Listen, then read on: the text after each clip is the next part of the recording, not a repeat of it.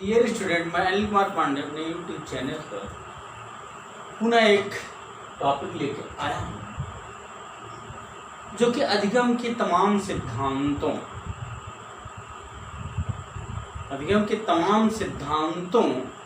चाहे वो पुनर्वलक सिद्धांत अधिगम कर रहे हों, चाहे अपुनर्वलक सिद्धांत अधिगम कर रहे हों, और उसके बाद जो सिद्धांत फिर नैतिक विकास के आया, जिनमें जीन पियाजे आते हैं, ब्रूनर आते हैं, फिर उसके बाद आपके कोहलबर्ग आ जाते हैं, फिर उसके बाद भाषा विकास में आपके चौमास्की आते हैं, और उसके बाद फिर ये प्रॉक्सिमल डेवलपमेंट में तो आपके लोगोस्की आ जाते हैं।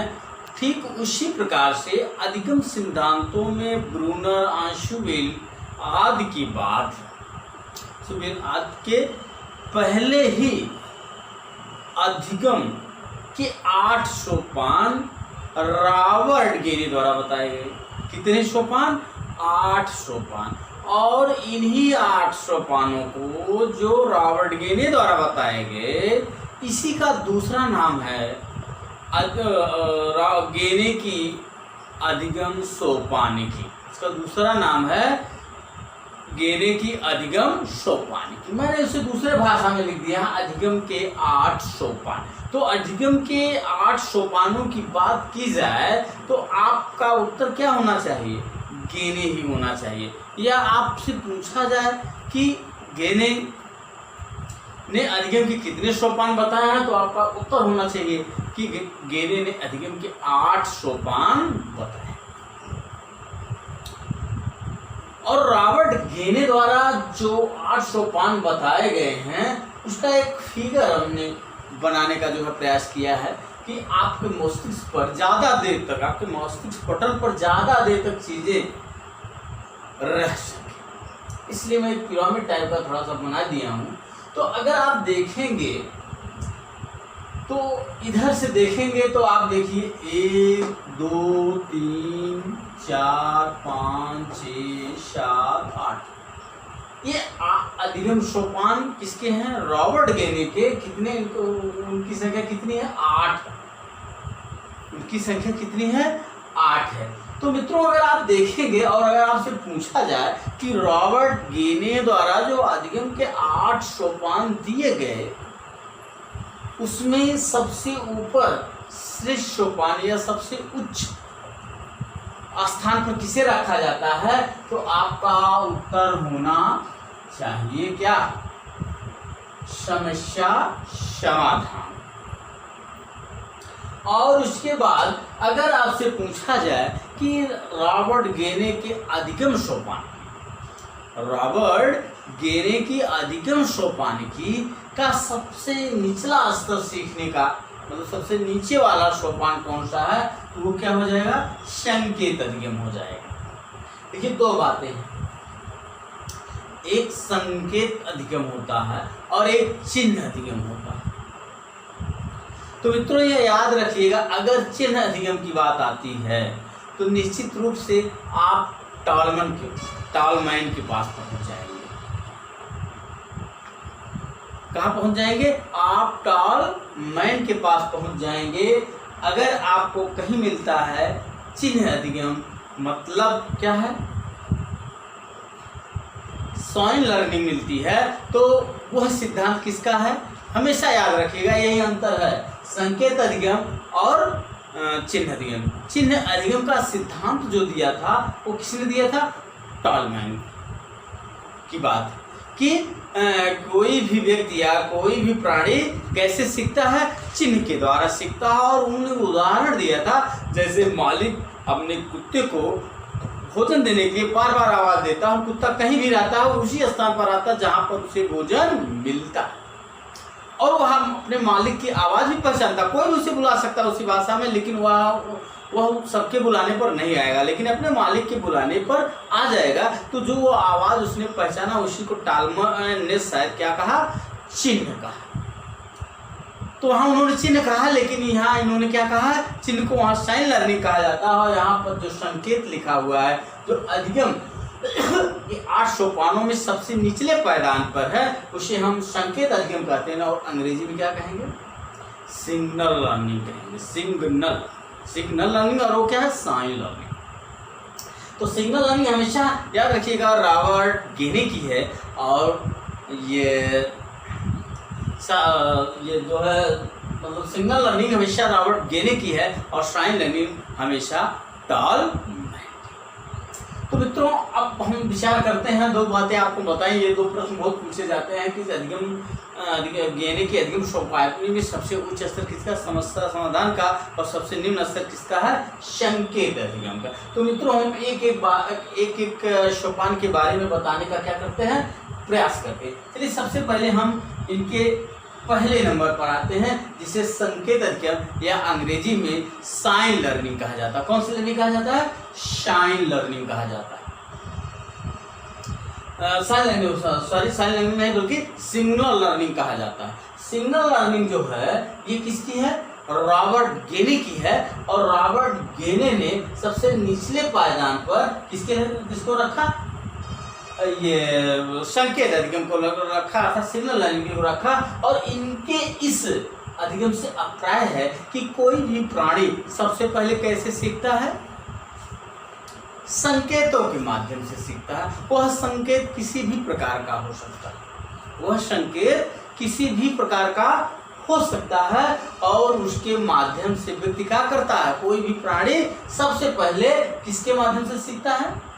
संकेत के माध्यम से, सिग्नल के माध्यम से सीखता है। फिर दूसरे नंबर पर क्या आता है आपका? ये यस आर लर्निंग। यस का मतलब क्या है? स्टिमुलस, और आर का मतलब रिस्पांस। ये क्या है? यस और आर अधिगम का मतलब क्या हुआ? उद्दीपक अनुक्रिया अधिगम, या ये आपका स्टिमुलस रिस्पांस लर्निंग होगी। और यह अधिगम जो गेने ने दिया 7 नंबर पर, ऊपर से अगर आप आएंगे समस्या समाधान की तरफ से, तो यस आर लर्निंग निश्चित रूप से किस अधिगम सिद्धांत से ली गई है? थॉर्नडाइक। क्या है? थॉर्नडाइक के अधिगम सिद्धांत से यह लिया गया है। क्या ये है? थॉर्नडाइक के अधिगम सिद्धांत से लिया गया है। कौन? यस और आर अधिगम, अर्थात उद्दीपक अनुक्रिया अधिगम किसे लिया गया? थॉर्नडाइक के अधिगम सिद्धांत से लिया गया है। इसका मतलब कि गेने कह रहे हैं कि कोई व्यक्ति पहले तो संकेत से सीखता है, फिर उसके बाद क्या करता है? सीखने का एक और रास्ता भी उन्होंने बताया। वो बताया कि क्या? यह सर उद्दीपन और अनुक्रिया से सीखता है, अर्थात किसी चीज को देख करके कार्य करता है, मतलब जो रिस्पांस देता है उसके माध्यम से व्यक्ति सीखता है। इसी आधार पर यह सार अधिगम को और क्या कहा जाता है? प्रयास एवं त्रुटि का सिद्धांत कहा जाता है। संयोजन सिद्धांत, संबंधवाद सिद्धांत इत्यादि के नाम से इसे जाना जाता है। तो प्रयास एवं त्रुटि का सिद्धांत मतलब ट्रायल एंड इरर थ्योरी जो किसकी है? थॉर्नडाइक की है। तो ये गेने कहते हैं कि व्यक्ति क्या करता? प्रयास और त्रुटि से भी क्या करता? सीखता, गलती करता है, फिर सही चीज को वह सीख लेता है। तीसरे नंबर पर आता है श्रृंखला अधिगम। श्रृंखला अधिगम क्या है? कि व्यक्ति की क्या होती? सीखने की एक श्रृंखला होती। पहले व्यक्ति क्या करता है? पहले लिखना जान जाता है, पहले वह क्या करता? अनुकरण के माध्यम से बोलना जान जाता है। उसको क्या करता? बोलना जान जाता है। आप जो भी बोलते हैं वही बोल देता है।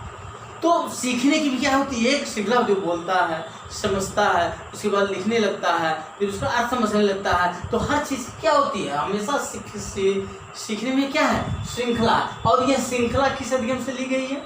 ये श्रृंखला अधिगम किससे लिया गई? स्किनर के अधिगम सिद्धांत से यह मेल खाता है। कौन? ये श्रृंखला अधिगम जो गेने का 6ठे नंबर पर है, वो स्किनर के क्रिया प्रसूत अनुबंधन से संबंधित है या उसके नजदीक है। चौथे नंबर पर आता है कि शाब्दिक। बहुत सारी चीजें प्राणी क्या करता है? शब्दों के माध्यम से सीखता है, या कोई व्यक्ति या कोई बालक किसके माध्यम से सीखता है? शब्दों के माध्यम से सीखता है। और उसके बाद चौथे नंबर पर आता है कि कोई भी प्राणी या बालक क्या करता है, बहुवेदन अधिगम। मतलब आप देख लीजिए सिग्नल लर्निंग, एएसआर लर्निंग, उसके बाद ये आपका चेन लर्निंग आ गया, उसके बाद फिर ये वर्बल लर्निंग आ गई, उसके बाद मल्टीपल लर्निंग आ गई। मतलब बहुत हाथ से बहुत सारी क्रियाओं को करके व्यक्ति क्या करता है, बहुत सारी चीज़ों को क्या करता है, सीखता है शाब्दिक की बात। उसके बाद संप्रत्यय अधिगम, उसके बाद क्या करता है, उसका कॉन्सेप्ट क्लियर हो जाता है। भाई पहले संकेत के माध्यम से, फिर दीपक क्रिया के माध्यम से, फिर सीखने की श्रृंखला के माध्यम से, फिर शब्दों के माध्यम से, फिर बहुवेदन अधिगम के माध्यम से, मतलब मल्टीपल लर्निंग के माध्यम से, फिर उसके बाद क्या कर लेता है, एक संप्रत्यय मतलब एक संप्रत्यय कॉन्सेप्ट क्या कर लेता है, क्लियर कर लेता है किसी भी विषय वस्तु के बारे में। उसके बाद फिर आपके ऊपर से ये दूसरे नंबर पर आपके आ रहा है अधिगम का सिद्धांत। फिर जब कॉन्सेप्ट क्लियर हो जाता है तो वो क्या करता है, जब कॉन्सेप्ट क्लियर हो जाता है तो निश्चित रूप से जब किसी भी व्यक्ति का कॉन्सेप्ट कहीं से क्लियर हो जाता है तो वो क्या करता है, एक सिद्धांत की स्थापना करता है। क्या करता है, एक सिद्धांत की स्थापना करता, मान लेता कि हाँ यह इसी तरह से होता है और इस तरह की अनुक्रिया होगी तो इसी तरह का परिणाम आने की संभावना है। उसके बाद फिर क्या है आपका समस्या समाधान अधिगम, जिसे हमने बताया कि अगर आपसे पूछा जाए कि रॉबर्ट गेने की अधिगम सोपानकी में सबसे ऊपर किसका स्थान है, तो समस्या समाधान का अधिगम। आप व्यक्ति क्या करिए, संकेत से जाना, उपदीपक अनुक्रिया से जाना, श्रृंखला से जाना, और उसके बाद शब्दों के माध्यम से जाना और तमाम क्रियाओं के माध्यम से जाना, फिर उसका संप्रत्यय क्लियर हुआ। संप्रत्यय क्लियर के होने के बाद सिद्धांत की स्थापना की। सिद्धांत की स्थापना के बाद हर व्यक्ति क्या करता है, समस्या का समाधान करता, अर्थात किसी भी वस्तु को जान लेता है, किसी भी चीज को क्या कर लेता है, सीख लेता है। और उसका किसी वस्तु को पूर्ण रूप से सीखना या किसी भी चीज को पूर्ण रूप से सीखना ही क्या है, समस्या समाधान। तो डियर स्टूडेंट, अगर आप ध्यान देंगे तो हमेशा याद रखिएगा कि सबसे उच्च स्थान अधिगम सोपानकी में किसका है, समस्या समाधान का। सबसे निम्न क्या है, संकेत अधिगम का। यदि आप पूछा जाए कि शाब्दिक अधिगम के अंतर्गत, यदि आपसे पूछा जाए कि शाब्दिक अधिगम के अंतर्गत गेने के अधिगम सोपानकी के कौन कौन से अधिगम आते हैं, तो आप निश्चित उत्तर दीजिएगा। जो नीचे है श्रृंखला अधिगम, एएसआर अधिगम और संकेत अधिगम शाब्दिक अधिगम के अंतर्गत आते हैं। यदि पूछा जाए कि सिद्धांत अधिगम के अंतर्गत, यदि पूछा जाए सिद्धांत अधिगम के अंतर्गत रॉबर्ट गेने के अधिगम सोपानकी का कौन सा अधिगम आता है, तो आप कहेंगे बहुवेदन अधिगम और शाब्दिक अधिगम किसके अंतर्गत आता है, संप्रत्यय अधिगम के अंतर्गत आता है। यदि पूछा जाए समस्या समाधान के में, तो समस्या समाधान के अंतर्गत सारे अधिगम आपके आते, चाहे वो संकेत हो, यसार हो, श्रृंखला हो, शाब्दिक हो, बहुवेदन हो, संप्रत्यय हो, सिद्धांत हो, उसके बाद समस्या समाधान आता है। तो मित्रों, मैं इस टॉपिक को आपके सामने रखा है कि अधिगम सोपानकी जो अधिगम गेने की है उसमें 8 प्रकार के अधिगम बताए गए हैं। शीर्ष पर समस्या समाधान और निम्न पर संकेत अधिगम है। तो डियर स्टूडेंट, आज इतना ही, फिर मिलेंगे।